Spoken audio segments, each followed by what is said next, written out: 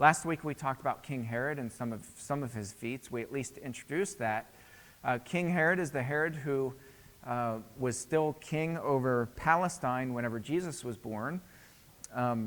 He reigned for 30, I don't remember the exact number, 30-some years, 33 years, 34 years. And if you remember, he had the 2-year-old males and younger were all killed. He ordered them slaughtered because he heard that there was another king who was born, and you'll find out why that was so offensive to King Herod. If I were to use one word for King Herod, just to sum up what he was well known for, Herod the Great, it would be building. Building. It started off with him going over to Rome, and he met with the Senate in Rome. While he was in Rome, and the Senate was kind of affirming him and saying, you know, you're kind of the next rising star. We're going to place you over in Palestine, and we're going to make you king. The Senate had made that decision and made him king over Palestine. The Roman Empire was spreading very rapidly. They were gaining a lot of power, a lot of money, and Palestine was a challenging region because of the poor farmers, right? We talked about that a lot. Because of the exiles and all these wars that were taking place over the years, the Jewish people who were left in this region, in Israel, were absolutely living in poverty, which is why when Jesus came around, you see so many people who are just destitute, and they're coming to Jesus, and they're poor, they're homeless, they're begging, they're lame, they're crippled, they can't afford doctors, all over the place. Another reason for that is that Herod the Great had exacted a really heavy tax on the people who were already poor. He had promised the Senate back in Rome all this money, and he successfully raised it in a very poor region. So you can imagine, money doesn't come out of thin air. It's not like the United States Treasury where you can just print money, right? Money has to come from work, from productivity. So people were producing, the poor farmers were producing, barely making it to begin with, and then they had this insane tax. Okay, so anyway, backing up a little bit, while Herod was before the Senate in Rome, his family was being slaughtered on top of a hill right near the Sea of Galilee. You guys will know the place, Masada. You probably visited Masada when you were in Israel.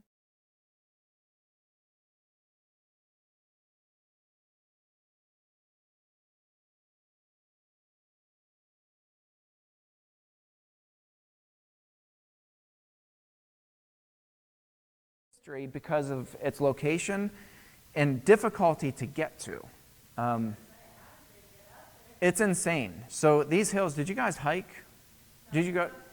The tram cars, so they're on cables, kind of like, they kind of look like ski lifts, the tram cars that go on the rope, the big fat cables. So there are two different paths to get up to Masada, and both are incredibly steep. So this is a citadel. And if you know anything about citadels are put up as encased places. So in case anybody comes under attack, they build these citadels on these really steep hills that are really difficult to get to just if you're even on foot. Let alone to march an army up to the top of these hills. It's almost impossible. So these become really good strongholds. And then they have all kinds of artillery, and they just stockpile tons of ammunition, and they can shoot down to people. So anybody trying to come up the hill, they just get wiped out. So King Herod had built this as a statement because this is where his family was killed. So he went just over top, overkill. He built this massive place with 2 palaces. Well, you guys can probably tell me a lot more what all's up there.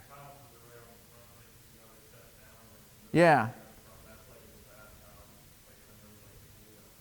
The one that's hanging on the cliff, that's the bathhouse?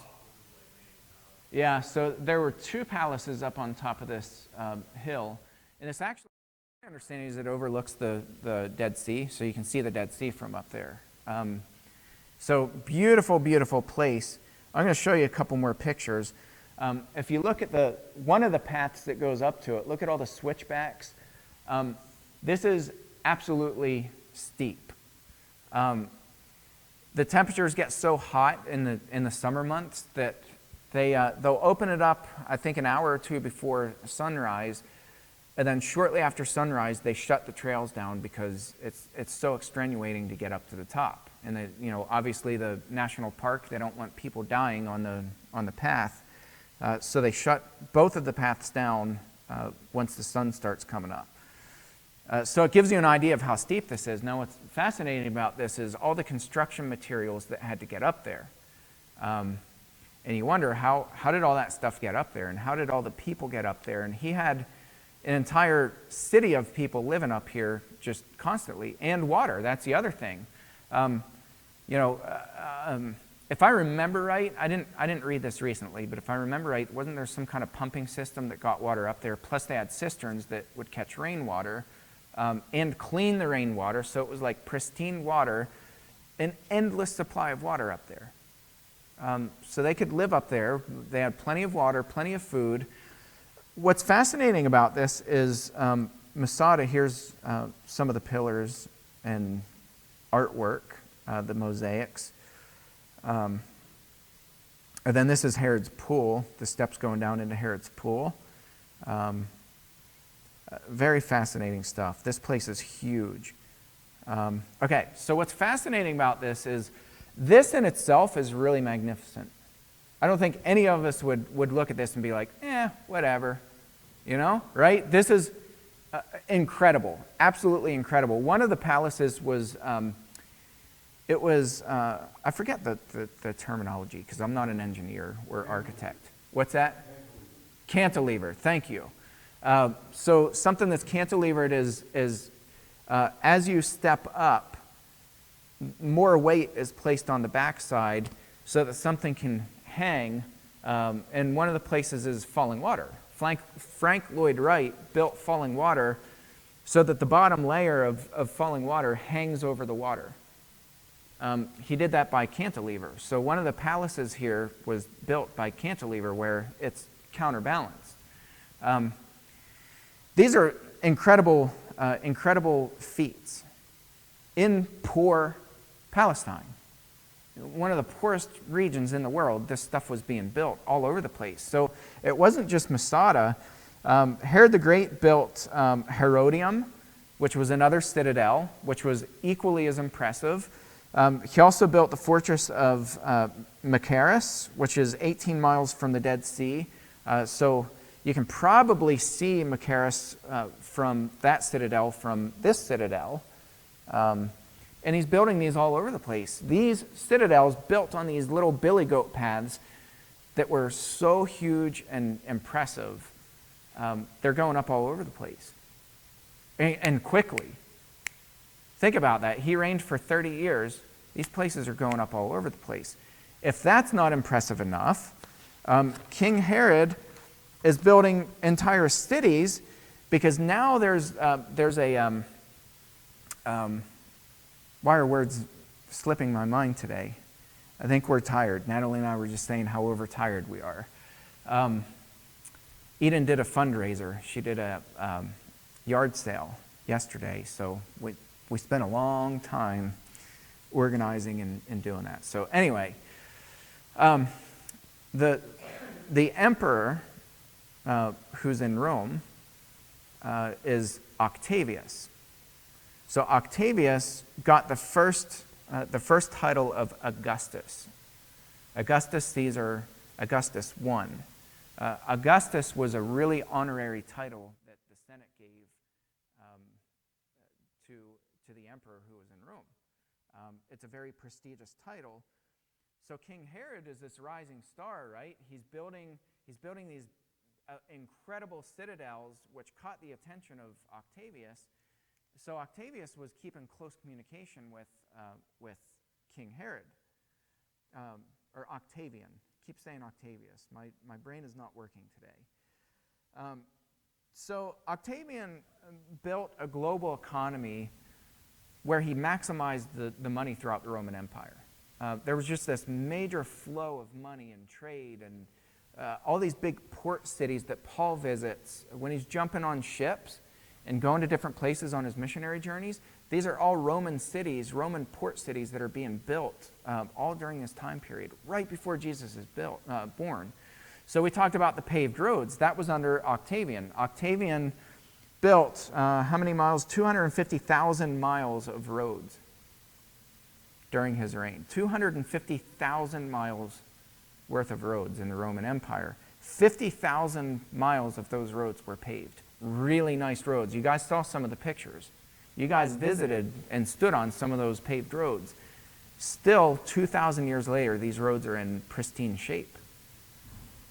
It wasn't just the buildings, it wasn't just the roads, it wasn't just the citadels, it wasn't just the cantilevered palaces, but they're building these big port cities too.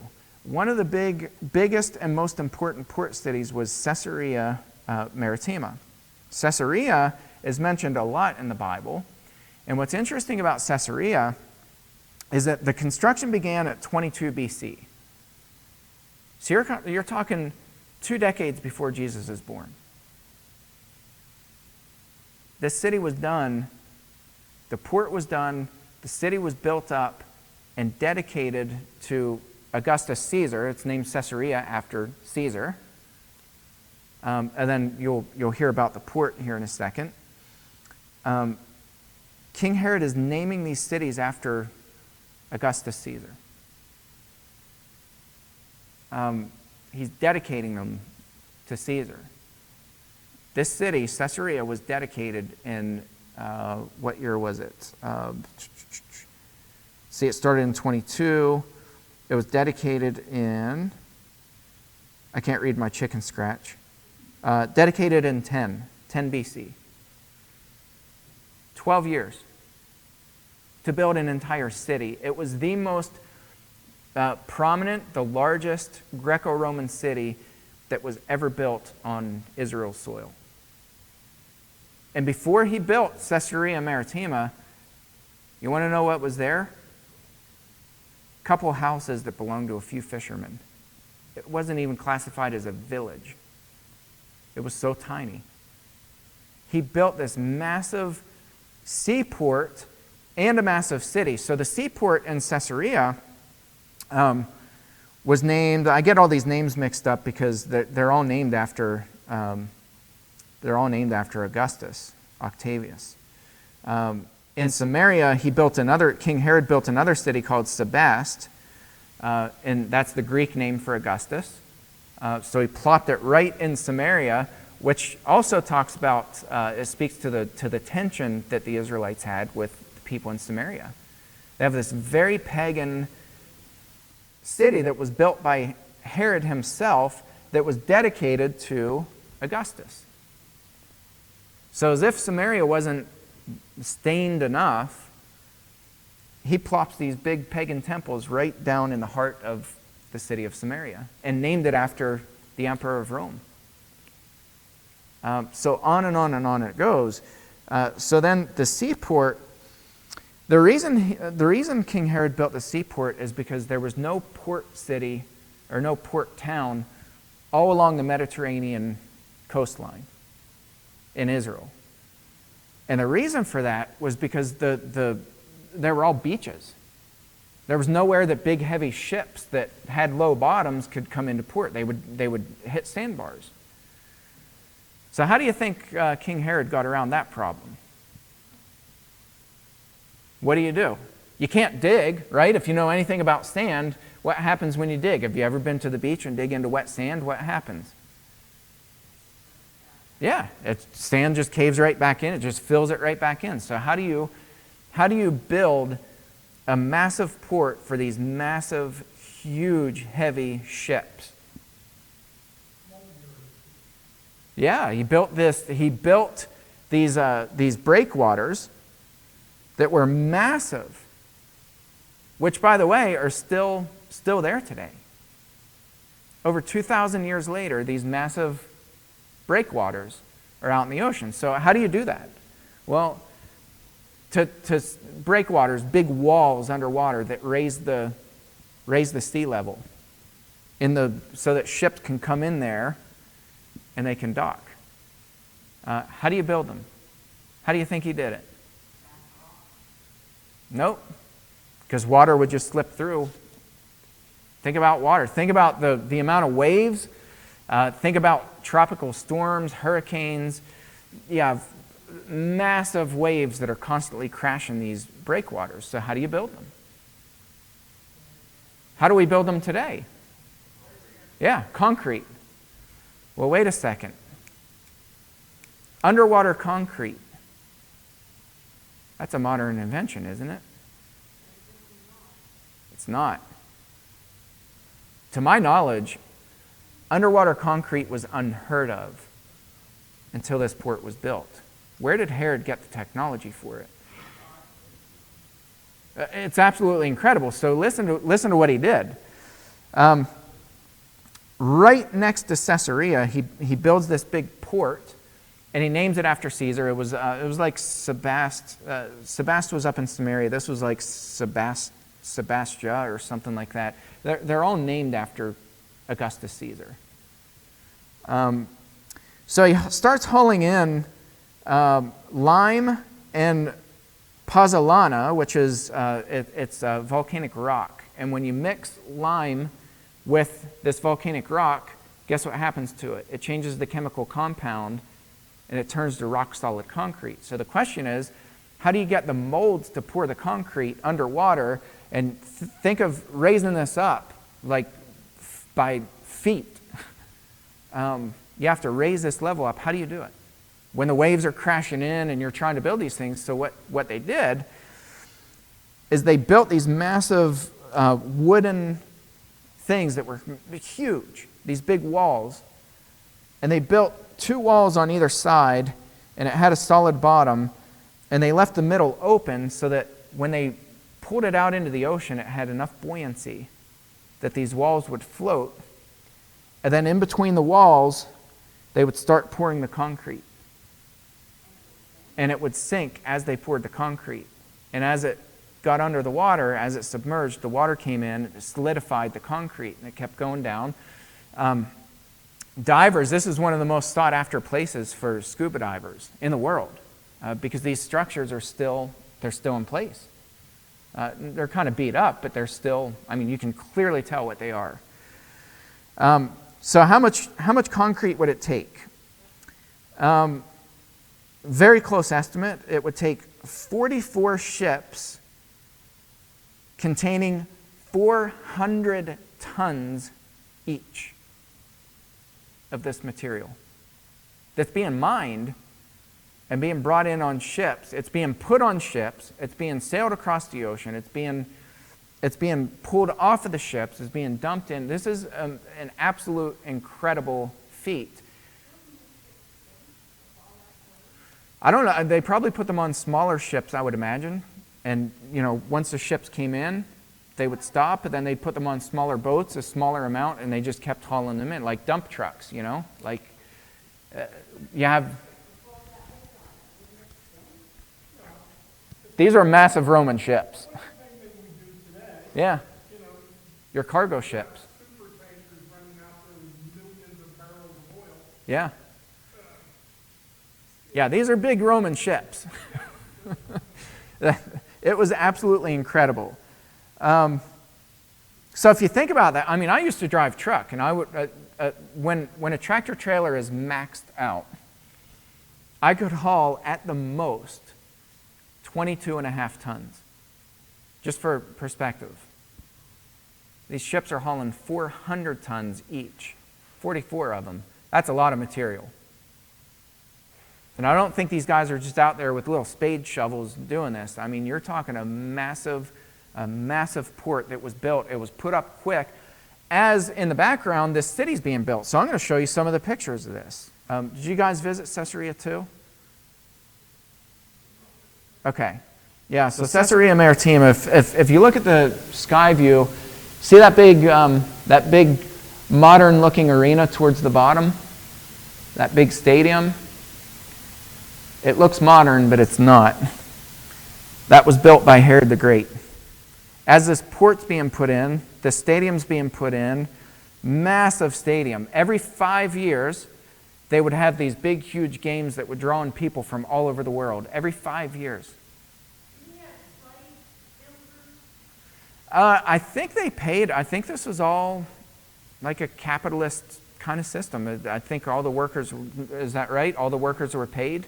So Caesarea was built so that they could, the city of Caesarea was built so that they could house all the people, not only who were working on this project, but all your fishermen, all the people who piloted the boats and came in. This city was built to house and be able to handle all of this traffic. And it was built up from nothing and dedicated to Augustus Caesar in 10 BC. Right before Jesus was born, this city was built. This massive, brand spanking new city. And you're going to see the significance in Scripture. Well, so there's a mosaic. There is the aqueduct, which carried water from 4 miles away and fed the entire city with fresh drinking water. We talked about the Roman aqueducts. This fed the entire city. They had equalized water pressure in every single home. You turn on the faucet and out comes your water. Okay, that's my last slide for that. So we're going to look at some of these scriptures in the last few minutes. This is fascinating stuff. Okay, Acts chapter 21, verses 8 through 12. Acts 21, Philip the evangelist housed Paul. Acts 21, 8 through 10. I'm just going to kind of read quickly through these scriptures. Starting in verse 8. Well, we'll back up to verse 7. When we had finished the voyage from Tyre, we arrived at Ptolemais, and we greeted the brothers and stayed with them one day. On the next day we departed and came to Caesarea, and we entered the house of Philip the evangelist, who was one of the 7, and stayed with him. If you remember in Acts, Acts chapter 7, when you have the people who are designated to serve, to hand food out to the poor people. So he's one of the 7. He had 4, verse 9, he had 4 unmarried daughters who prophesied. That's kind of an interesting verse in its own. Verse 10, while we were staying for many days, a prophet named Agabus came down from Judea, and coming to us, he took Paul's belt and bound his own feet and hands and said, "Thus says the Holy Spirit, this is how the Jews at Jerusalem will bind the man who owns this belt and deliver him into the hands of the Gentiles." When we heard this, we and the people there urged him not to go up to Jerusalem. Luke is using first person plural. Luke was here with Paul. Luke's writing in first person saying, we begged Paul not to go to Jerusalem. After Agabus bound his hands and his knees with Paul's belt and said, whoever owns this belt, this is what's going to happen if you go to Jerusalem. We begged Paul not to go. Luke himself was begging Paul not to go to Jerusalem. And they're here at Caesarea. Verse 13, then Paul answered, "What are you doing, weeping and breaking my heart? For I am ready not only to be imprisoned, but even to die in Jerusalem for the name of the Lord Jesus." Do you think Paul has a little bit of a stubborn streak? That is incredible. Leave me alone. Quit crying. You're making me sad. I'm going to Jerusalem. I'm ready to die there. Verse 14, and since he would not be persuaded, we ceased and said, let the will of the Lord be done. I think they just threw their hands up and they were like, we know we can't contain Paul. Paul is so hard-headed. We're going to let Paul go to Jerusalem. Guess what happened when Paul went to Jerusalem? He was arrested. This is the place. Caesarea is the place where Paul stood there and Luke begged him. This brand new, this big, huge, massive, buzzing port city. These guys are pleading with Paul, saying, don't go to Jerusalem. Paul went anyway. He was arrested. What about Cornelius? You remember a guy named Cornelius? First Gentile conversion, Acts chapter 10. Let's see, Acts chapter 10, verses 1 through 11.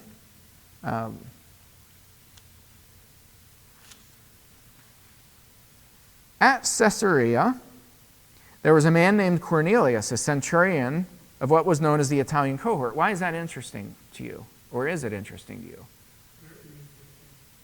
It's a Roman center for politics, for trade, economy. This is a brand new city that Herod himself built from scratch. Not only that, the people guarding the city are actual Romans Yeah. from Rome. Right. Yeah. This isn't the local auxiliary. That's right. Yeah. Yeah, so Charles is absolutely right. You have these auxiliary cities where, you have auxiliary groups and auxiliary governors, and this wasn't Caesarea. The emperor was pretty impressed with what King Herod had done, so this became a center where people from Rome were governing Caesarea, from Rome themselves, which means they were appointed by the emperor himself. Again, does this make sense why King Herod was so quick to put a stop to the extreme of killing all the 2-year-old boys and younger? Why he was putting a stop to somebody being who claimed to be the next king, the next upcoming king? There wasn't a chance he was going to let his good reputation with the emperor in Rome be tainted by some Israelite. Oh, absolutely. 100%. Herod's not going to let it happen. Not after accomplishing all of this. I mean, he fought every uphill battle and won them very successfully.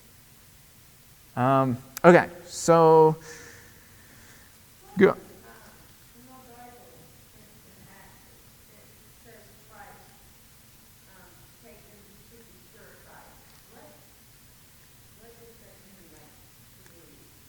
Yeah, so the Jewish people, under the old law, they had purification rites where they had to purify both themselves and utensils, and anything that they were touching that was going to be used for the Lord had to be purified. They had to go through a process where they were called mikvaot, which is the Hebrew word for a pool, a baptistry. They actually would go down, and believe it or not, baptism is not a new thing in the New Testament. We see this full immersion, and we're like, whoa, where did this come from? That wasn't a new thing. What was new about baptism was having somebody else baptize you. People did self-immersions constantly. We have all these mikvaot that are all over the place. As part of the purification, people would go down and purify themselves, and they would self-baptize. They would come down, and it was part of this cleansing ritual. They would baptize utensils and, all kinds of things. So anyway, that was part of the purification. Okay, I'm going to skip the rest of that. But anyway, you know the story of Cornelius. That all happened in Caesarea. Peter went up to Caesarea. Why is that significant to us? What was Peter's response? When he had this vision, what was his response? No, Lord, I've never touched anything that's unclean.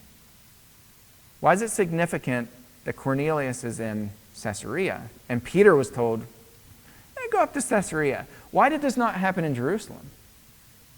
Caesarea was the Gentile of Gentile of Gentile of Gentiles. So it's not just that Peter has a vision and is told, go talk to this Gentile. He's been praying and the Lord has heard his prayer. This is not that. Peter's told to go to the epicenter of a city, an entire city that was named after the Roman emperor.